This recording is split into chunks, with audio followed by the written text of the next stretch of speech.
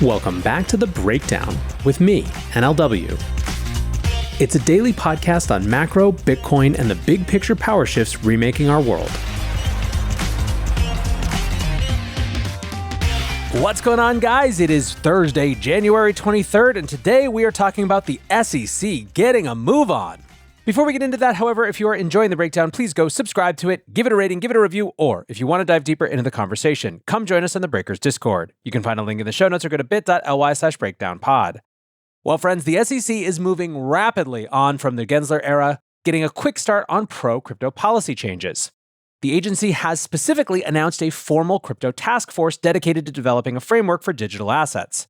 What's more, the task force will be led by crypto mom herself, Commissioner Hester Pierce, and includes a dedicated chief of staff and chief policy advisor. Fellow Republican Commissioner Mark Uyeda has been selected as acting chair while the agency awaits the confirmation of Paul Atkins. An SEC announcement said, the task force's focus will be to help the commission draw clear regulatory lines, providing realistic paths to registration, craft sensible disclosure frameworks, and deploy enforcement resources judiciously. End quote. Short-term plans include hosting roundtable discussions to gather insights from the industry.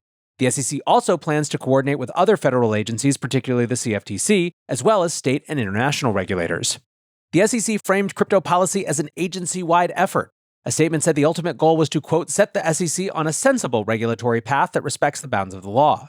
It noted that, quote, to date, the SEC has relied primarily on enforcement actions to regulate crypto retroactively and reactively, often adopting novel and untested legal interpretations along the way. Clarity regarding who must register and practical solutions for those seeking to register have been elusive.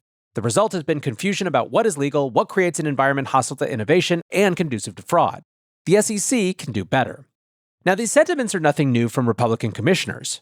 We also knew a big shakeup was coming at the SEC based on rumors in the press over recent weeks.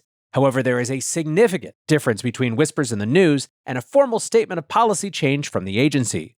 This news also makes it clear that crypto is the number one priority at the SEC.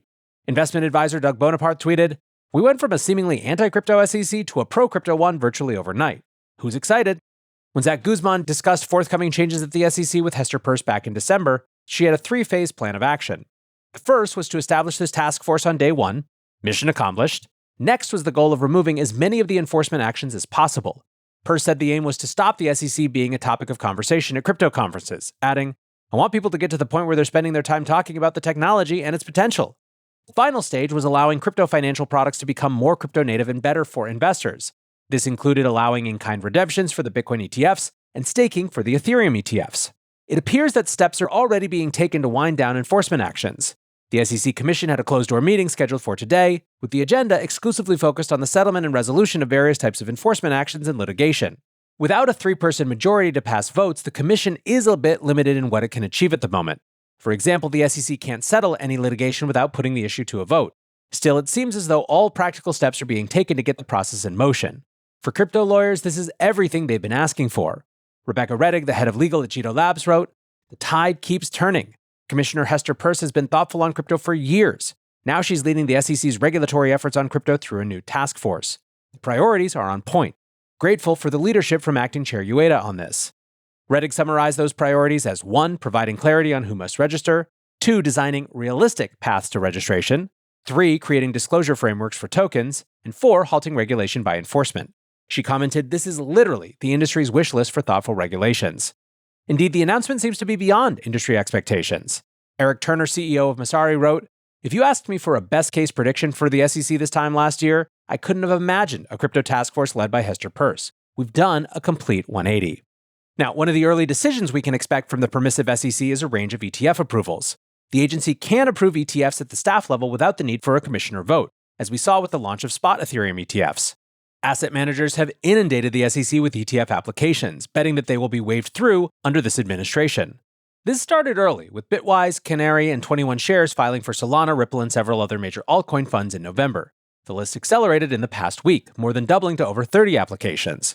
Bloomberg's Eric Balkunas tweeted, Gensler wasn't even out of the building for 5 minutes and the ETF industry unloaded a massive crypto filing frenzy.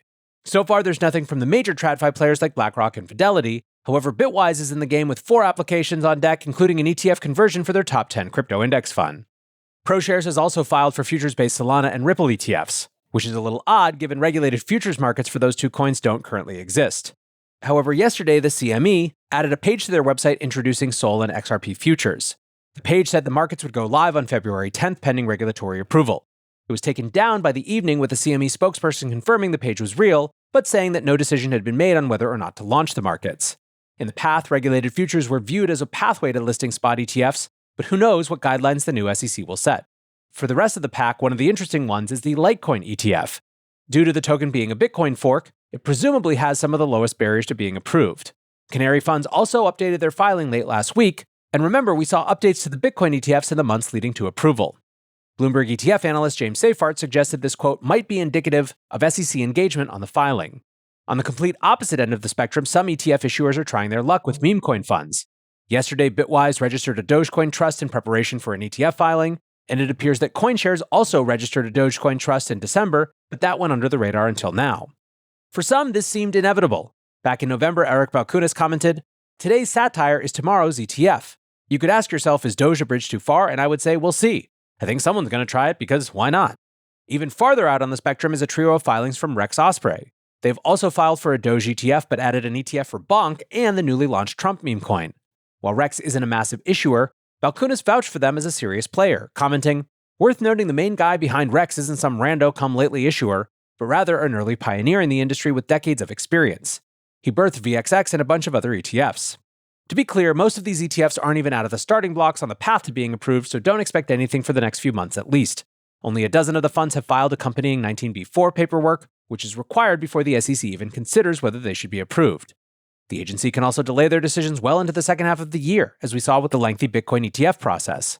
Still, this looks like asset managers are positioning to get as many crypto ETFs launched as possible this year. Nate Garassi, the president of the ETF store, commented, "Gary Gensler always referred to crypto as the Wild West. Under the Trump administration, I think that's exactly what we'll get from an ETF perspective. Literally anything is possible. Make of this what you will." If you've been around Bitcoin for long enough, you've heard the term HODL and the name Leden. Leden has been the go-to leader in Bitcoin lending for over 6 years. They help clients unlock the liquidity of their Bitcoin, allowing them to HODL while still accessing the wealth of their BTC. They've been battle-tested with their focus on transparency, security, and trust, allowing them to build a proven track record of client success and security.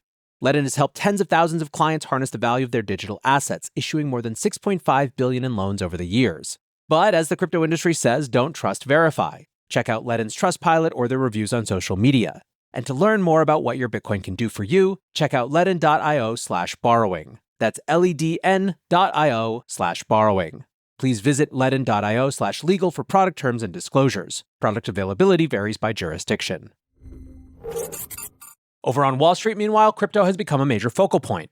Goldman Sachs CEO David Solomon spoke with CNBC's Squawk Box live from Davos on Wednesday, with Bitcoin policy a key point of discussion. Solomon said, "Well, first, we've had this conversation a number of times. The underlying technology is something we spend a lot of time on. It's something that we're utilizing and testing to create less friction in the financial system. Super important. So, more of the same, the standard blockchain, not Bitcoin script." However, when discussing the Bitcoin strategic reserve, Solomon commented, "At the end of the day, I'm a big believer in the US dollar. Bitcoin is a speculative asset, an interesting speculative asset. I don't think there's a lot more to ask about this, though. I do not think Bitcoin is a threat to the US dollar. Others might, but I don't see Bitcoin as a threat to the US dollar." Again, not wildly out of the ordinary from the Goldman Sachs executive, but still a slight shift in tone. Basically, it's clear that banking executives can no longer dismiss Bitcoin from their macro framework. Regardless of how they think about it, Bitcoin is now an asset where bankers need to have a clear position. Meanwhile, BlackRock CEO Larry Fink has somehow managed to get even more bullish on Bitcoin and tokenization. In a Bloomberg interview from Davos, Fink discussed the Bitcoin adoption he's seeing, commenting, "I was with the Sovereign Wealth Fund during this week, and that was the conversation. Should we have a 2% allocation? Should we have a 5% allocation? If everyone adopted that conversation, it would be 500,000, 600,000, 700,000 per Bitcoin." Seeming to catch himself giving a price target contrary to SEC rules, he added, "I'm not promoting it, by the way. That is not my promotion." Over the past 6 months, Fink and BlackRock have been filling out their narrative around Bitcoin. They've begun to communicate major talking points to their clients, making it clear they view Bitcoin as a store of value rather than a speculative asset. Fink pushed this narrative further, stating, "If you're frightened of the debasement of your currency or you're frightened of your economic or political stability of your country, you can have an internationally based instrument called Bitcoin that will overcome those local fears. So I'm a big believer in the utilization of that as an instrument." For what it's worth, Fink also said that he doesn't believe inflation is over, commenting, "The biggest risk we have worldwide today is the world believes we are past the high point of inflation. I could truly see a scenario where we are going to have elevated inflation." Fink is also wildly optimistic about asset tokenization. He said, "I believe we're going to be in the cutting edge of tokenizing bonds and stocks. We have the technology now. The fact we are not moving forward in tokenizing every bond and stock is crazy." He added that asset tokenization would, quote, democratize investing in ways we can't imagine. For some in the crypto universe, this was music to their ears. Robert Leshner, the CEO of Superstate, tweeted, "I want to live in a world where tokenization moves 100 trillion from spreadsheets into DeFi." Chao Wang of Alliance DAO commented, "The tokenization of everything was always bound to happen, but it did require a substantial shift in consumer psychology and behavior before it could happen. Trump coin has blown that Overton window wide open."